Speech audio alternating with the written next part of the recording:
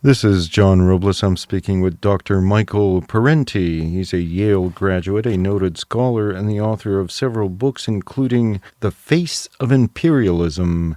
This is part one of a longer interview. Hello, Dr. Parenti. How are you this evening? And it's a great pleasure to be speaking with you. Thank you, John. Regarding imperialism, now, one of your recent books was called The Face of Imperialism. Kind of a big question I'd like to ask you about the United States. Is it a dying empire, in your opinion?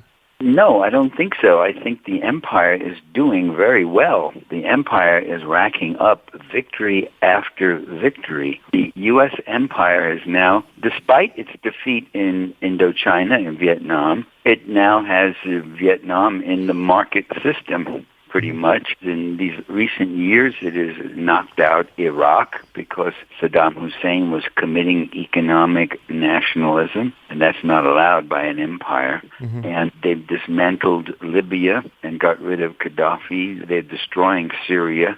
And it goes on, and they're targeting Iran. I'm sorry, sir, would you call that success? I mean, Afghanistan was over a 12-year quagmire. What was the success that there? one, they're going to lose Afghanistan, but they do succeed. They succeeded in stopping the betterment of the masses of people. They are committed to stopping a world in which the land, the labor, the natural resources, the markets are directed toward the betterment of the ordinary people in that world.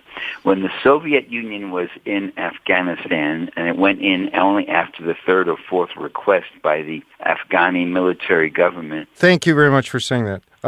They were requested several times, and just like when Russia went into Georgia, there were 3 days. There was requests and pleadings by Russian nationals being killed there for Russia to intervene. So, anyway, I'm sorry. Exactly. Go ahead. I'm sorry for the interruption. Well, and the policy that the Soviets pursued in cooperation with the existing Afghani government was to break the feudal class, to do much-needed land reform, to allow schools for women and for children and all that. And these mujahideen and these other people were just absolutely furious at this. This was totally intolerable. Plus, they convinced themselves that the Soviets were the devil's atheist, godless communists were coming. Mm-hmm. The U.S. played on that a lot. That was a success. The Mujahideen, backed by the CIA and such, destroyed the Afghani revolution, destroyed all the reforms that were being made, killed a lot of people, and today we have this horrible retrograde Taliban as the only alternative to the puppet government under Karzai headed by the U.S. And that's called success. It's a shame. It's a disgrace, I think. You mentioned destruction of country after country after country. Now, sir, how is that a success then? Okay, it's a success because the goal or the function of the state in the empire is to advance the interests of the empire, and those interests are to make sure that as I said, the land, the labor, the natural resources, the human resources, the social organization, the culture, the markets of every country should be a part of and in the orbit of this giant U.S. imperial state. You see, the U.S. empire sees only two kinds of countries in the world, satellites or enemies, or potential enemies. The satellites are the countries that vote the way the U.S. wants in the UN, that have their country open to investments and resource extraction, all the things we were just saying. Their markets are open. The EU, all of that, of course, they can take independent courses in limited ways on particular issues, but the overall pattern is to make this world safe for the Fortune 500, for the plutocracy in the U.S., and the plutocrats in other countries, too. These rich, they're very internationally minded in the sense of sharing in the wealth and investment, and even as they compete with each other. So that's the satellites. And if a country doesn't fit as a satellite, such as Russia or China, or maybe to some extent India, then those countries are seen as potential enemies or actual enemies. I mean, I heard Obama say in one of his speeches, a State of the Union, I think it was, to the Congress. He said, China, our competitors are outproducing us, and this and that. And I'm saying, our competitors. I'm saying, I have no competition with China. I'm not in any fight with China. Or what is this stuff? What is this? And with Russia also, it does seem like the Cold War is going on, as you mentioned when we were talking earlier, before we went on the air. It's absolutely right. Has this Cold War ended, or what is the U.S. now doing? The U.S. was one of the countries that started this Cold War many decades ago, and they're still doing it. Well, we find out now that you don't have to be a communist or a Bolshevik or anything. If you are charting an independent course, if you are trying to use the land, the labor, the markets, the wealth of your nation in a way that is for the self-development of your nation, for the interests of your own people, then you become marked, and the U.S. media goes into high gear, and they talk about Milosevic, and they talk about Noriega. They talk about just about every... Perfect example right now, a glaring, unbelievable example. And I'd like to comment on what you said about the Cold War. You know, I think the Cold War was over for Russia when the Soviet Union collapsed. Since the end of the Cold War, if so-called, back in 91, 2, around there, Since then, the U.S. military budget, the enormous U.S. military budget, has more than doubled in its size. It's now about, counting the money that goes into the Department of Energy and such, almost all of it is targeted for military purposes. It's about $1 trillion a year. That's enormous. That's tremendous. Yeah. Now, why? Who is attacking us? Who's doing this? You know, Hugo Chavez in Venezuela wasn't attacking the U.S., but the minute he started taking some of the oil earnings and using it for subsidizing it and putting it out at subsidized rates for his own people and making all sorts of other reforms for the poor and the not-so-poor, but the minute he was doing that, he was pegged as a firebrand, hostile to America. Well, there were plans to assassinate him. For what? Yeah, and they overthrew him. They participated in a coup that overthrew him, which didn't work. He got back in. And there are questions about his death, which he himself took with him to the grave. He's saying, isn't it strange that 5 leftist progressive heads of state in Latin America all have cancer suddenly? Yeah. But we don't know. All right, we won't even get into that. The point is... Well, that's a very good point. I mean, I studied that. I researched that. And going way back, if we could for a minute, if you humor me for a second, going back to Lee Harvey Oswald and Ruby, I mean, they were actually involved in trying to off Fidel Castro. Now, this is out there, this information. Under, I don't know if you read Dr. Mary's Monkey, I believe that was the title of the book, was regarding a CIA cancer assassination program. And that was way back when in the 50s, right? Late 50s, early 60s. Can you imagine with the technology that the CIA has, I think they've already delivered mechanisms to install cancer, and I don't think it was a coincidence. And Ruby himself was whacked, I think, that way. Yeah. He himself said they're killing me here. Bring me to Washington where I can talk. They're killing me. I'll tell you everything, blah, blah. And I think someone else, I forget. Now, I haven't been in that. I did some original research in that area, and I republished an old article. It's available on the internet. Anybody can get it about Oswald. And wonderful. But Ruby or somebody reported that they were giving him injections of some kind in his cell. And he died. He died of cancer in the cell. Let me get to the major point, which is any leader who uses the resources and labor and substance of his country for the well-being and self-development of that country is seen as someone who is evil, has a hidden agenda, hostile toward America, hostile toward the West, that curious term, the West. The West, which really means the Western plutocracy, the ruling plutocracy.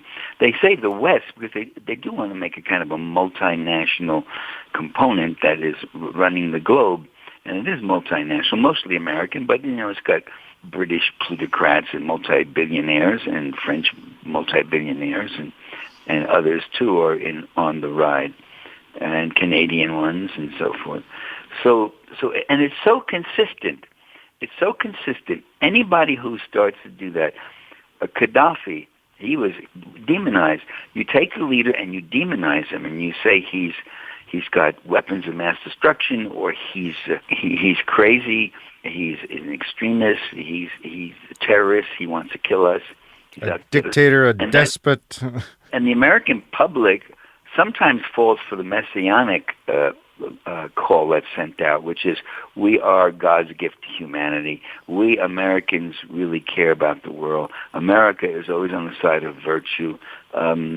Americans reach out. We fight. When we fight wars, they're humanitarian wars to save people from some harsh dictator or ruthless killer, be it Noriega or Chavez or whomever.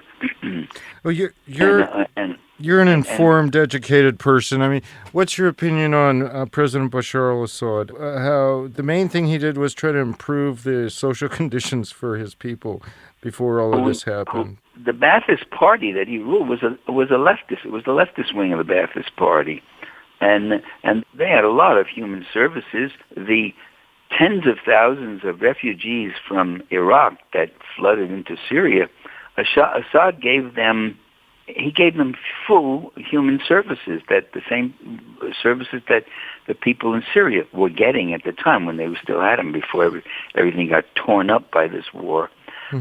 And refugees that he got from Libya, he also did the same. And he countenanced a country with multi-denominations of religions, and he didn't try to impose any one sect on anybody else. So he seems to me he was doing pretty well, and he had an awful lot of support. Yeah. And but the country's ruined now. I don't know. And the FSA which is the CIA USA backed group, is getting knocked out by the Islamic, the other group, the Sharia hardline boys. Right.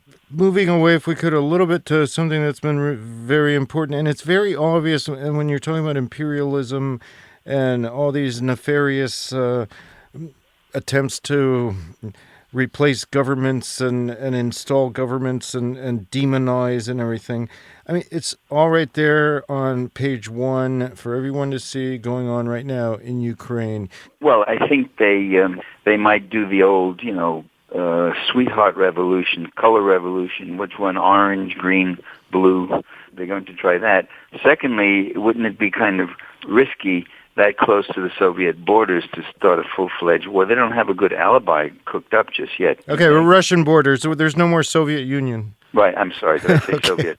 I think President Putin was correct when he said the elimination of the Soviet Union, overthrow of the Soviet Union, was one of the great catastrophes of modern history. He was quite right on that one.